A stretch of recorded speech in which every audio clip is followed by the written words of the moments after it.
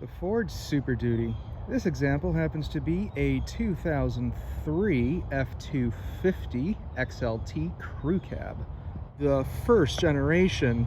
Ford has made heavy-duty trucks for a very long time, but officially the first generation for the Super Duty commenced in '99.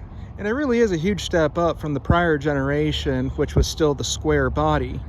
Ford sold tons of these. This example has the smallest of all the engines offered on the Super Duty. It's got the 5.4 liter, same engine from the Expedition and F-150. Pumped out about 260 horsepower. I think torque is around 350, 355, which isn't bad. This generation ended in '06 or '07, I think '07.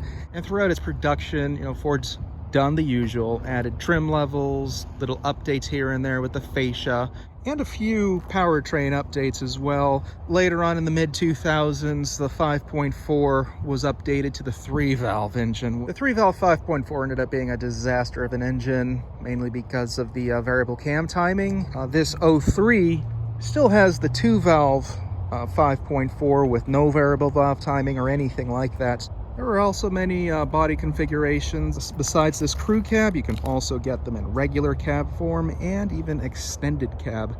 I believe you could also get a long bed on the crew cab. Not 100% sure, but I know that was a thing with the extended cab and regular cab. Even down to the first generation, Ford was really in your face when it came to the styling, from this massive grille, headlights, this dip on the door, still in the current trucks, even on the F-150. I'm assuming the purpose of this is so that you would have good visibility of the mirrors, in addition to making this a little bit higher so this won't look like a Pope mobile. A very clean interior, and this one's got 180-something thousand miles on it. Interiors to these are cavernous. There's just so much space on here, especially when they don't have the center console. You can just put your leg on the tranny hump. Really, when it comes to interior quality, it's not that great, although they did hold up well. Now, what I mean that it's not great, it's that it's plastic everywhere. Everything plastic and will be hard to the touch, I think. Something soft here. And I think the armrest on the door panel. That's it.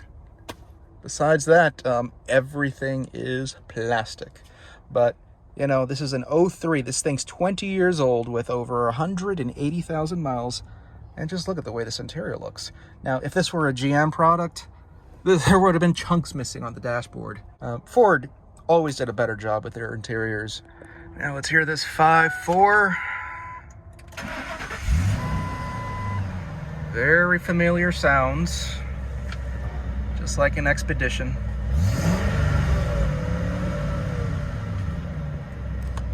But yeah, this is a fairly bare bones interior.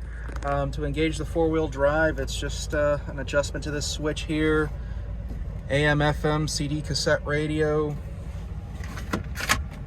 Pair of cup holders, power outlet. I think this is to hold like a little bag. Cruise control, power windows, locks, mirrors. Yeah, there's really not much to this. It's fairly basic. Now, those that don't have a center console, you get this setup, and this becomes a middle seat for a third passenger here. Back seat is very spacious, but it does not fold. This bottom cushion doesn't fold up, nor does this backrest fold completely down. Moving this handle, and yeah, that's the best it's gonna get here. There's really not much back here. It's just a jack and tools. And yeah, these hooks here. Seat is adjusted to where I would sit, and I'm about 6'1", and just look at all this space. Like, I'm even able to extend my legs out. When it comes to rear passenger comfort, it's a non-issue here with the Super Duty. Ooh, a very heavy tailgate. Damp tailgates still weren't a thing back then. But yeah, this is a very spacious bed. Not really something that you can really reach over and easily grab things in. Though I really don't have a problem with that, but shorter folks will definitely have an issue. And also getting into this bed, you would probably end up getting a step ladder if you're on the shorter side. That little integrated ladder in the tailgates, that still wasn't a thing in '03. With the 5.4 liter, it's amazing just how smooth this engine is running even with those miles. Again, this pumps out about 260 horsepower, about 350 or 355 torque, the smallest engine that you can get on the Super Duty. If you wanted a little bit more power, it would have to be the V10. Again, 5.4s are paired to the 4-speed automatic. The V10s and the diesels may do with the 5-speed.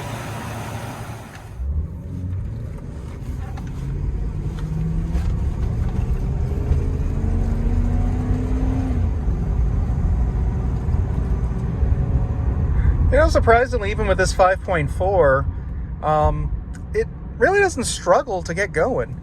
Now, this really wouldn't be the engine that you'd want to have if you're the type that tows heavy trailers and boats. This will probably do it just fine. Just don't expect the performance to be spirited. You know, the 5.4 will struggle a bit more. If you want a little bit more power and not go into diesel territory, you're going to have to go with the V10. And in terms of the way they drive, they're horrible. You know, you can nudge the steering like this and you really don't feel a whole lot happening. And you'll constantly find yourself doing constant corrections of the steering wheel. Yeah. And it's not really so much that, you know, there's something wrong with the components. It's just natural with them. These are purpose-built heavy-duty trucks that, you know, they were never meant to deliver a refined ride. That has changed somewhat with the newer trucks, but still, during this era, you know, these things were just meant to do heavy-duty truck things. In terms of ride quality, some may find the suspension a bit rough. That's just due to the nature of this being a heavy-duty truck. You know, this has leaf springs front and back. One good thing is they're pretty quiet. I don't know how much insulation these things have, or maybe it's because these things are so high off the ground, but at speed, these things are pretty quiet. You really can't go wrong with this generation Super Duty, especially these earlier ones with the older 5.4s and diesels. Very reliable trucks, and they were built to last. The nice thing about these older ones is that they still didn't have so many electrical nannies, so it just meant less issues. And these 2-valve 5.4s, they were solid, as well as the V10s. And I mean, I don't have to say anything about the 7.3 Power Stroke. I mean, typically those have over 300,000 miles. It's really difficult to say which one of the heavy-duty trucks from the big three is better. I would say Ford and GM are pretty much dead even. You still see so many of these trucks out there.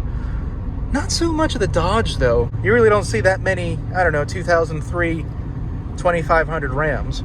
You know, you'll see newer ones. And that says a lot, you know, seeing many of the Fords and GM variants out there. But, yeah, guys, I think I'm done talking about this. So stay tuned, and I'll see y'all around with the next car.